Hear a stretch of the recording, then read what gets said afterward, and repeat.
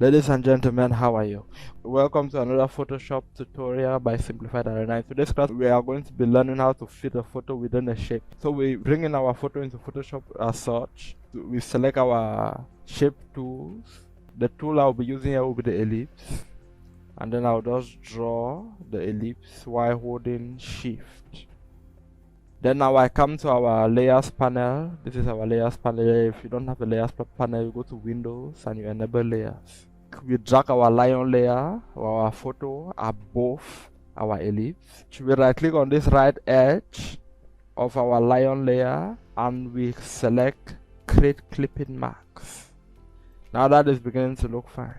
We can even go ahead to add an outline around this. First of all, there are two ways to add an outline. One is through the properties. So select your ellipse, and on the properties panel, you don't have properties, you go to Windows and enable properties from there. We have stroke. You can set the stroke color from here, and this is the stroke width.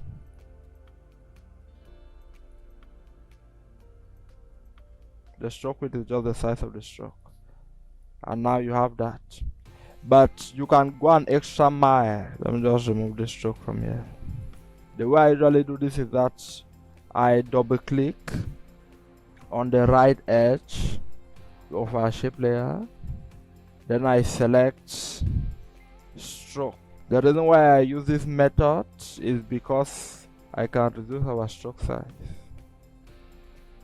And here on the position, I can determine if I want the stroke to be on the inside or on the outside. So there's more control here. I can change the blend mode of the stroke, and I can reduce and increase the stroke opacity. I can also change the stroke field type to gradient, pattern, and color. I can also increase the number of strokes. Let's give this one another color and increase it. So I can put 2 strokes or 3 strokes. I'm just going to uncheck this red stroke and I'll tap on OK. So guys, that is how you put a photo within a frame in Photoshop.